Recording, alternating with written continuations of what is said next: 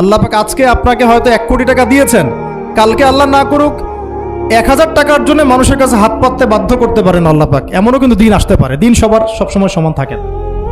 আজকে আপনার কাছে 1 কোটি টাকা আছে, কিছু মনে হচ্ছে না, কালকে কে জানে আল্লাহ না করুক যে 1000 টাকা কারো কাছে চাইতে হচ্ছে, 1000 টাকার জন্য ঠেকে গেছেন, হতে পারে না? তো রিজিককে মানুষ তাজিম না করলে রিজিক দূরে চলে যায়। দুটো বিষয় খেয়াল রাখবেন, দুটো বিষয়। এক হচ্ছে মাঝে মাঝে মনের মধ্যে কিছু আমল করার ইচ্ছা আসে না?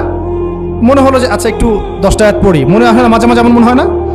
ওই সময় এই যে মনের মধ্যে যে এই ইরাদাটা জাগ্রত হওয়া, এটাকে আমরা বলি ওয়ারিদ।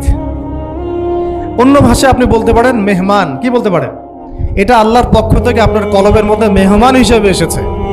এখন আপনি যদি আমলটা করেন, সেই মেহমান বারবার আপনার কলবে আসবে। যদি আপনি ওই সময় আমলটা না করেন, মেহমান চলে যাবে, মেহমান অসম্মানিত হলে পরে আর আসবে না। একইভাবে রিজিক আল্লাহ পাক দিয়েছেন, এর তাজিম যদি করতে পারেন রিজিক বেশি আসবে। রিজিকের তাজিম সম্মান করতে না পারলে রিজিক আসবে না, বেশি কমে যাবে। উসমান রাদিয়াল্লাহু আনহু সবচেয়ে ধনী ছিলেন না? কেন জানেন? কেন? এটা কি জানেন কেন ধনী ছিলেন? একে তো তিনি প্রচুর দান সদকা করতেন, এটা তো আপনারা জানেনই। আরেকটা জিনিস অনেকে জানে না, তিনি উটের পিঠে বসেছিলেন, কিছু একটা খাচ্ছিলেন, এই 2-1 দানা পড়ে গেছে নিচে। উটের পিঠ থেকে নেমেছেন, নেমে সেই দানা উঠিয়েছেন, পরিষ্কার করেছেন, ধুয়েছেন, আবার খেয়েছেন।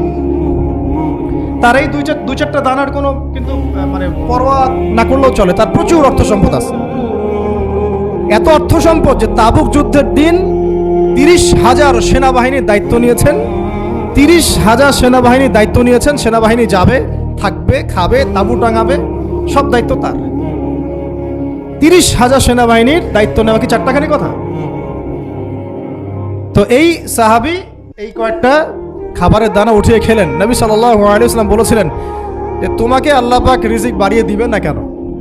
তুমি রিজিকের যে তাজিম, যে সম্মান তুমি করো, এর বদৌলতে আল্লাহ পাক তোমাকে বেহিসাব রিজিক দিবেন। দুইটা বিষয় খেয়াল রাখবো।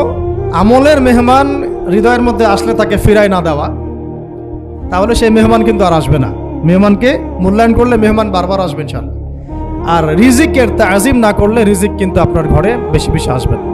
এমনি তো হারামের যুগ, এমনি সুদের যুগ, এমনি ঘুষের যুগ। অলমোস্ট এভরি ফ্যামিলি সুদখোর এখন, অলমোস্ট এভরি ফ্যামিলি।